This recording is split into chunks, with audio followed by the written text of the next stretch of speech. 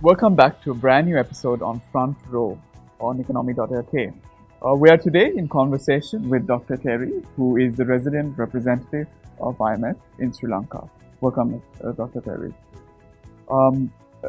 Just a few questions I think I have to and I think our viewers will also appreciate some of the commentary that comes out of this discussion.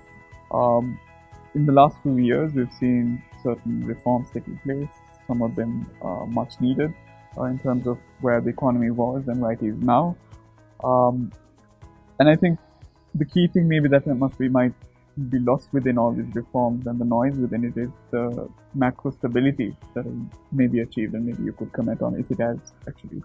Do you agree that that has been the biggest winner in these reforms? Thank you very much. Thank you for having me on this interesting platform for discussion.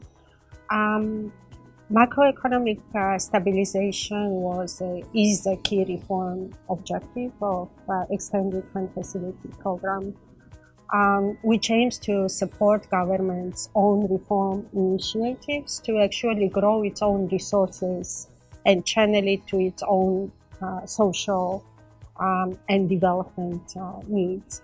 In pursuing those reforms, key areas for macroeconomic policy are gradual fiscal consolidation, which should be revenue-based and based on generating revenues from better laws and better administration from more even-handed system.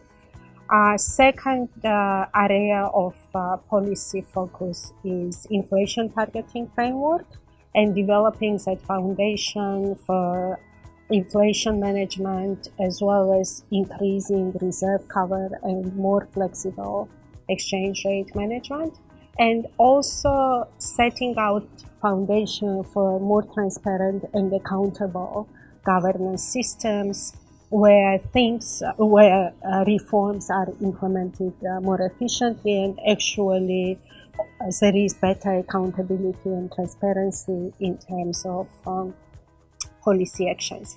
If those reforms are implemented persistently and consistently, so will create foundation for stronger macroeconomic management toolbox and will help the country to deal with domestic and external shocks, which may be coming your way. Shifting from stability to growth, I think Sri Lanka historically has enjoyed maybe about 5.5% growth rate. But in recent times, with some of these reforms in place, growth has been below 4%. What is the missing dynamic here? I know we've had shocks from the weather and other factors like that. But how can Sri Lanka truly unlock this potential? Because part of these reforms is also to deliver a more sustainable growth. Yes, that's a fundamental question. Sri Lanka lost its trade competitiveness. Actually, for the past 25 years, Sri Lanka's export structure remained more or less the same, which is garments, rubber, and tea. It was not able to diversify and grow its export base. And Sri Lanka is one of the most protected countries even in South Asian region. And trade integration, competitiveness, innovation, dynamism has not been really part of Sri Lanka's development model. So I think that's where key for unlocking long-term growth potential is. That's where the key is moving Sri Lanka to different platform of growth. So response is addressing the doing business environment, regulatory environment reforms, reducing trade barriers, and enabling competition and innovation. And other episodes of fast developing countries in Asia itself showed that you could have nice infrastructure, you could have macroeconomic stabilization policies, better toolbox to manage policy decisions, but key for moving to different growth platform is actually competitiveness, growth, innovation, productivity. better enabling regulatory environment. Zooming out of Sri Lanka and looking at the region, especially Asia, there are a lot of dynamics that are playing out more long-term structural trends. Briefly, what are some of these and where does Sri Lanka, is it relatable to Sri Lanka? Is there implications for Sri Lanka? Well, world is becoming increasingly uncertain place, as everybody knows. Asia is good news that Asia remains one of the fastest growing regions in the world still. It's an engine of global growth. But there are issues. Growth is slowing. Actually, inequality in many Asian countries is increasing.